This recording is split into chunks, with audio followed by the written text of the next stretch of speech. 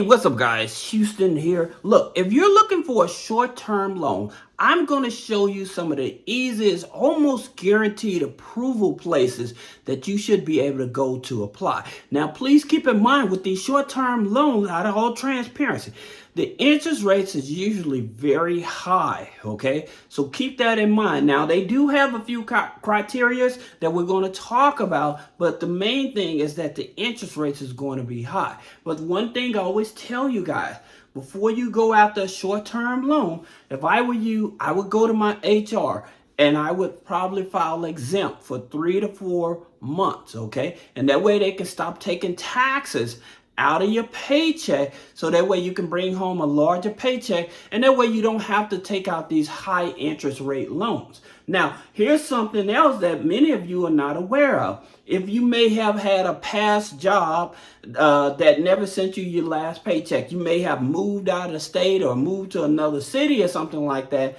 then here's a website you can go to, all right? It's called Web App, okay? It's called webapp.dol. It's DOL stands for Department of Labor, okay? And dol.gov. So you can go here and you can see if you have any outstanding wages that are owed to you, so that you can actually collect that money. Now, another place I always tell you to go to is Unclaimed. All right, unclaimed.org. All right, and the reason is because you may have gotten a check, or you never cashed a check, you're not aware that there was a check out there for you, and that at least you can go here and you can verify. You may have a relative that had passed on and stuff. They may have outstanding money right here, and that you may be able to claim for them. All right, so that's another thing. Now, if you're having a problem with catching up on your rent, or your landlord is actually giving you challenges, increasing your rent every 3 to 4, maybe 6 months or whatever, it may be illegal. So what you can do, you can go to the Department of Housing, okay? You can go to the Department of Housing. They will open up an investigation about your landlord, okay? You can also go to the Housing Authority, all right? I'm going to get to the loans, but I just want to make sure that you have these resources. These resources are very important because a lot of us are being taken advantage of, especially by landlords and stuff like that, but we don't know what to do about it. So this is the reason why. Now, there's another place, like if you're having problems with your utilities and stuff, you can go to Low Income Home Energy Assistance, okay? So you can actually go here and they have resources to help you catch up on your utilities and things of that nature, all right? So I just wanted to put this here out here before we start talking about these here short-term loans. Now, one of the short-term loans that I have been mentioning in a few videos is Max Personal Loan. Now, with Max Personal Loans, they actually go up to $25,000, all right? They go up to $25,000 with no hard pull on the credit, okay? Then there's another one we always talk about, and that's net credit, okay? Now they go up to $10,000 on the loan, and then $4,000 on a personal line of credit. I always tell people you probably want to go for the $4,000 line of credit. The reason is because it's a revolving. So once you apply for it, you can use it, pay it down, use whatever amount you use, and that's what they only charge you for. So that way you don't have to keep on applying. Now, here's something that a lot of you all may be having a challenge. Again, I always tell you, if you're getting denied, it may have nothing to do with the credit score, but this is one big factor, your address. So this address, if that address on the application is not matching up with the credit bureaus they use third-party financial credit bureaus, okay? But if that address is not matching up, then you can get denied. This is one of the number one reasons. It has nothing to do with the credit score. It has nothing to do with the income. It's the address, all right? So this is something. Now, in terms of the credit bureaus, you have Teletrack, okay?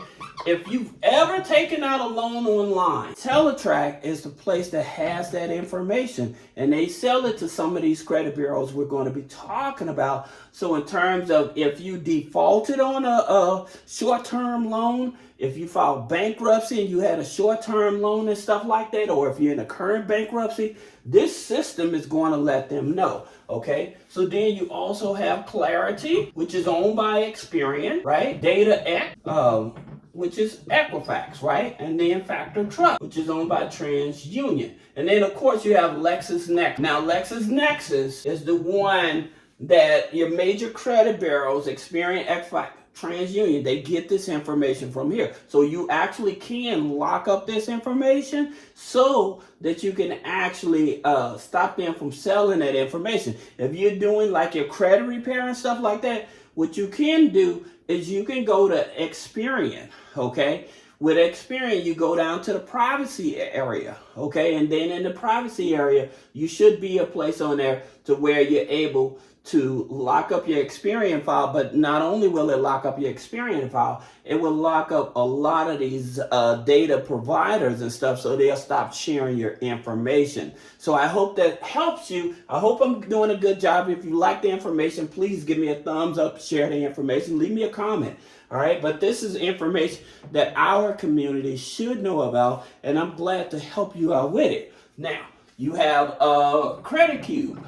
We'll go over here. Okay, so we have Credit Cube. Now, Credit Cube, again, it's a tribal lender. Credit Cube being a tribal lender, they offer loans up to $5,000. Now, please keep in mind, you may not get approved for some of these lenders because they're not in all 50 states as well. So that can be a challenge for some people. All right, so this is something that's very important. A lot of people, well, they didn't approve me or whatever. They denied me off the bat. It's probably because they're not servicing that state. All right, so that's something that you really have to understand.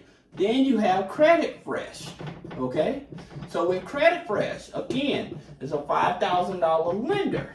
All right, so with a $5,000 lender, again, you're not worried about the hard pull on the credit. They're going to use these here credit bureaus to see what's going on with you in that credit file. All right, now the average income, a lot of these, they usually want you to be making about $800 or more.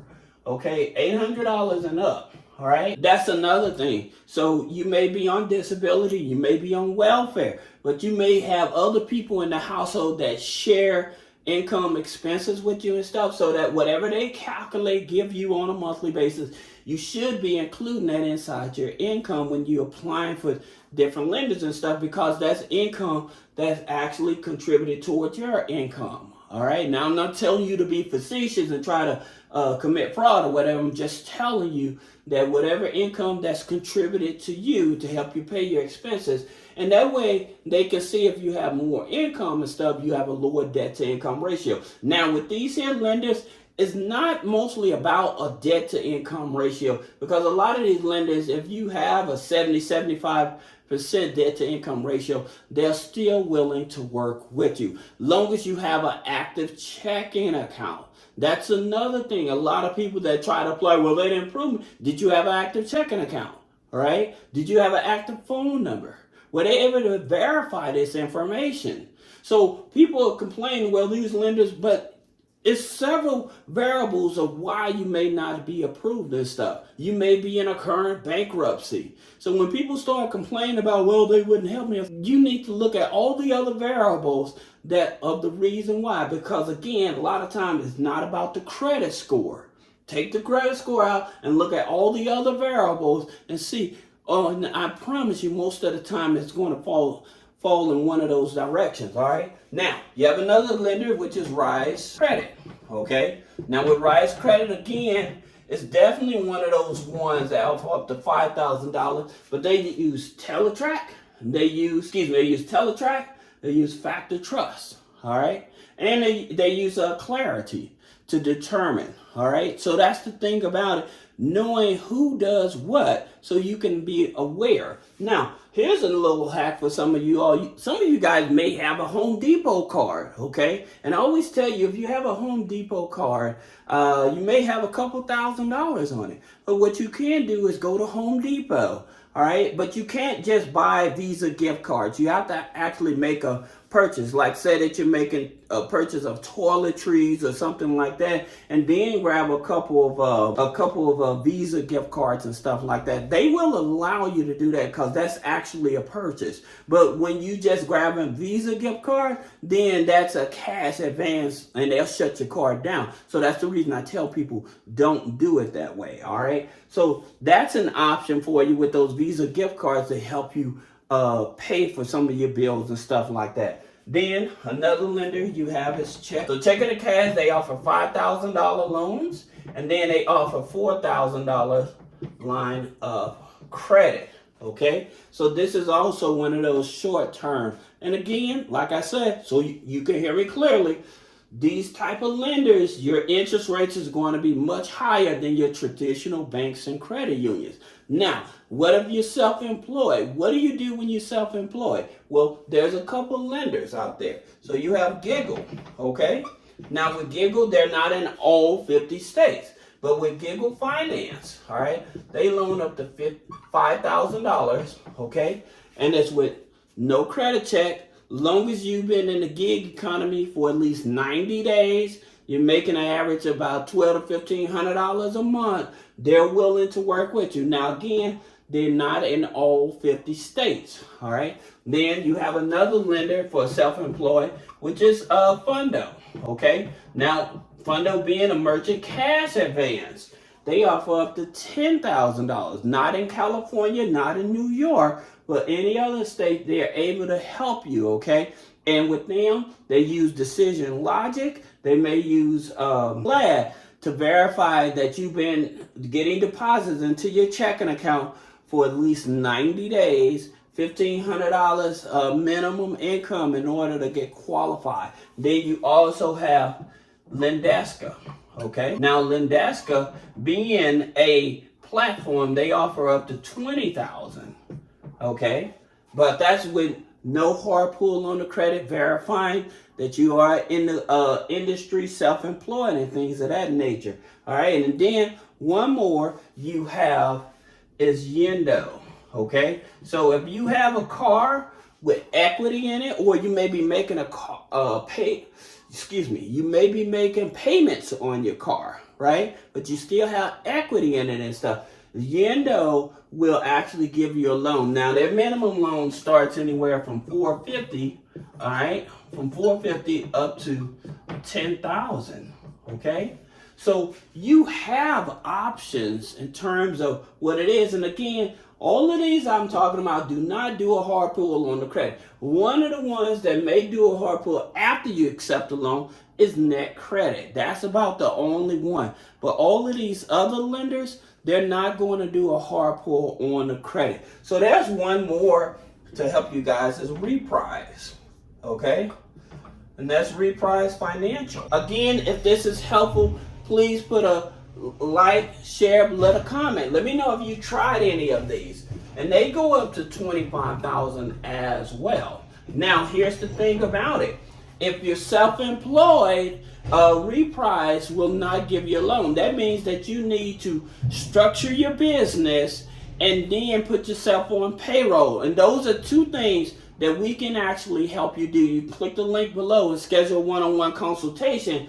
But a lot of these companies, if you are self-employed but you can't show proof of income and stuff, then you're missing out, because you may be able to get funding even if you have bad credit, but because you're not structured as a business, you haven't set yourself up on payroll, now a lot of lenders don't want to work with you. So I hope that this helps you. If you have any questions, again, click the link in the description, schedule a one-on-one consultation. See you in the next video.